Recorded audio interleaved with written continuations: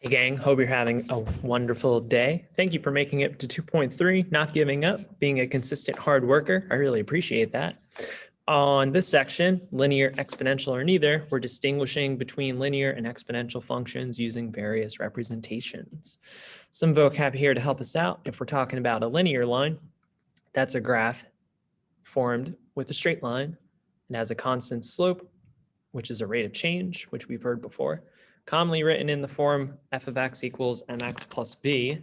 Another side note is that really, as we move forward, if we get a quick throwback Thursday, today's actually Friday, but little do you know, whenever we deal with linear functions, that's really dealing with an arithmetic sequence, believe it or not, because it's just adding or subtracting a number consistently as it moves forward.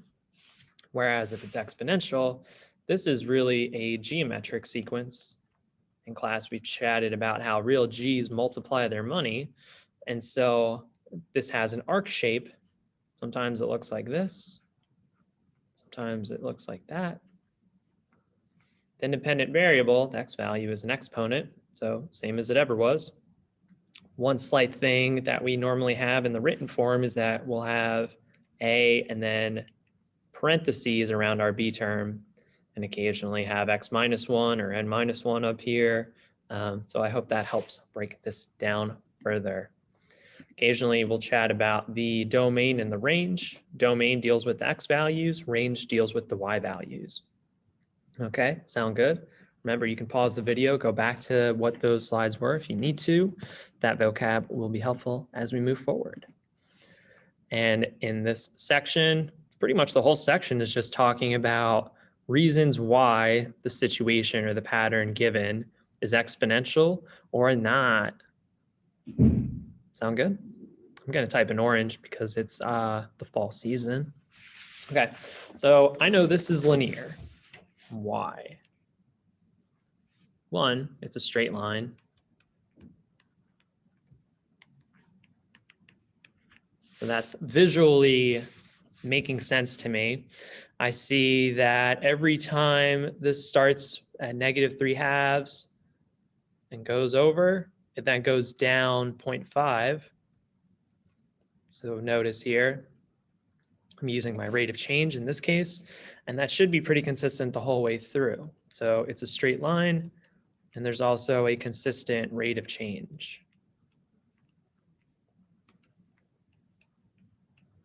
This section seems easy enough, right? I didn't even have to add numbers or do anything like that. I'm just sizing up what I'm looking at and I'm talking about it. Okay, this takes us to a tennis tournament. I know some students in here play tennis, so serve this one up. You have 64 players left in round 1 of this tournament, then to 32, then to 16, then to 8, then to 4. There are 4 players remaining after 5 rounds. So what do you think? Do you think that this is adding or subtracting the same number, or multiplying or dividing? Because let's say if this was arithmetic, and I'm going to tell you right now it's exponential, but if it was linear, that means that this would be consistently subtracting 32 every time. But is that the case? No, it's not. It's definitely not. If you break this down using words, you would say that you would be taking the previous and dividing it by 2. And that would get you the current number. So it's exponential because it's not adding or subtracting consistently.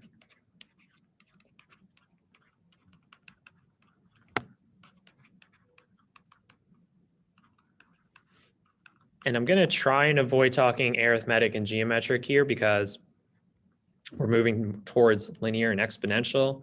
But again, linear is pretty much arithmetic. Exponential is geometric. Exponential can multiply and divide to get the next term. Linear just adds and subtracts. Also, well, let's think. It's not adding or subtracting consistently, so it's not linear. And if we map this out, we would see that we start at 64, but then it's just going to keep going smaller and smaller as time goes on until eventually we have only one person left in the tournament. So I hope that helps. 4x looks like a linear equation. It has a 4, it has an x, it has a y. There's no exponent on x, so it's definitely linear. If this was graphed out, it would map a straight line. It has a common difference of 4. So our CD is positive 4. You could also call this our rate of change. Okay, I'm sure you could give more reasons, but that's all good. This function is decreasing at a constant rate. So we have the function and it's just consistently going down. So it's decreasing at a constant rate, meaning each rate is pretty noticeable. So it's linear, again, because it's a constant rate of change. And if we graph this out, it's a straight line.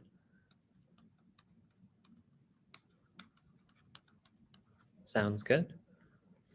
Exponential, this doesn't have a consistent rate of change, so no consistent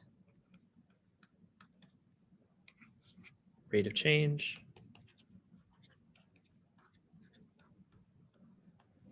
And it's not a straight line.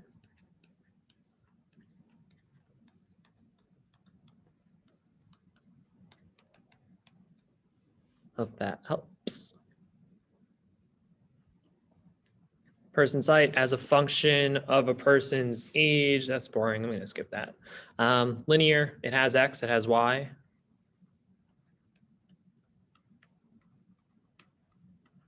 And they're both to the first power.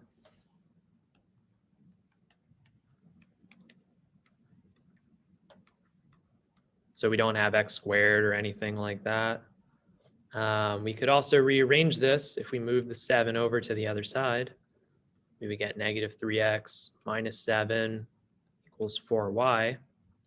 We could then divide both sides by 4, getting us negative 3x over 4 minus 7 over 4 equals y.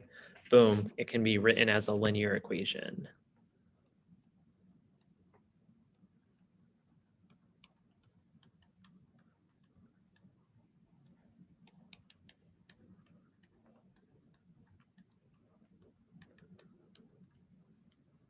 How many more of these are? Oh my gosh, there's so many. All right, I'm gonna kind of skip around. So if you get stuck, holler, let me know. Negative 2, and then it jumps in like that. Let's see if there's a slope. From 23 to 5, this is gonna be just subtracting 18. Our change in x is gonna be just adding 2. So perhaps our slope would be negative 9, but let's see the other numbers just to make sure. From 5 to negative 13, this is also deducting 18. 0 to 2 is still adding 2. So I'm pretty sure that this is going to be consistent. Let's just double check. From negative 13 to negative 31, is that subtracting 18? Sure is. And this is still a change of 2. So there's a consistent rate of change.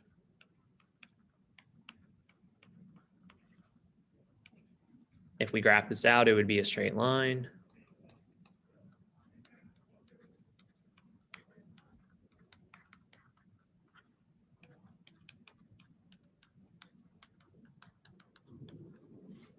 Keeping it going. I got to end this in about 6 minutes though. From 6 to 13. Oh gosh, I don't know. This looks pretty all over the place, but we'll try it. 6 to 13, that's just adding 7. 62 to 74, that's just adding 12. So perhaps our slope is 7/12. But we'll try this again. 13 to 9 is deducting 4. 74 to 70 is deducting 4. Okay, all right, sure. So our slope in this case would be -4 over -4, but that's kind of conflicting. It looks as if none of the slopes are really mapping out. It's also not organized super well. So part of me wants to say neither. But you know what? I'll graph it out. I'll see if I can come across something. So I'm going to have this as height in inches. The lowest height is 53, which is at 4. And then the next one is 7 for 58.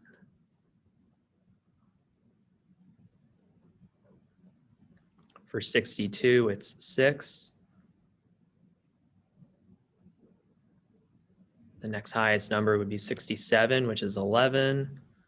Yeah, this is neither because it's like going up and then going down and it's kind of all over the place. So it's neither. There's no consistent rate of change or slope, if you will. It doesn't create a straight line, and it also doesn't create an arc or curve, similar to what we mentioned on the Desmos piece that I just saw. When it's graphed out, it should be an arc shape, and this is definitely not an arc shape. So we would say that too. So it's not a straight line. Line or arc shape when graphed out. Centerville, number of cell phone users over the function of years. Number of users is increasing by 75% each year. So we have our number of users. That's multiplying by 1.75, because again, it's increasing. And that depends on the number of years. So pretty easy to see it's exponential. Exponential looks like an arc. It's not a straight line. Time it takes you to get to work as a function, the speed at which you drive. Let's measure this. Let's measure time. Let's measure speed. Let's see. So probably start out pretty low. And then, you know, and this could depend for a few people, but I think eventually you might like fluctuate or hit a red light. You might go quicker, but then you hit traffic, and then you might just hyperblast it. But then eventually you have to come into your parking lot and park. So it's kind of all over the place. So I would say neither, because you have traffic, you have red lights to factor in. This is exponential because it's dealing with an x squared term. Or is it? No, it's actually not. And reason being, if we look back at the first bit that we saw, let's check that. Daft Punk one more time. X would have to be your exponent, and X is just your normal piece in place of B, your constant change factor. So this would actually be neither. This is what we would call a parabola, because it would just be a U shape, which looks as if it's an arc, but it's really a U, and it's not a straight line. So it's neither. Each point on the graph is exactly 1/3 of the previous point. That's going to be exponential, my friends. You saw this previously. You could say that f of n equals f of n minus 1 times 1/3. And those 1/3 are going to keep adding up. So you would take 1/3 times n times whatever your previous point is. It's exponential because your exponent's a variable. Let's skip that. This looks recursive. Our starting point's 1, and we are multiplying with 2/3 to the previous. That's going to keep going and going. It's exponential because it's multiplying every time.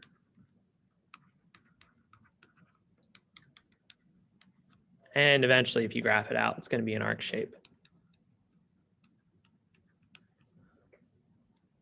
I hope that helps. If you have any questions on the ones I missed, holler, let me know. Hope that you enjoyed the video. Have a wonderful day. Thank you for your hard work.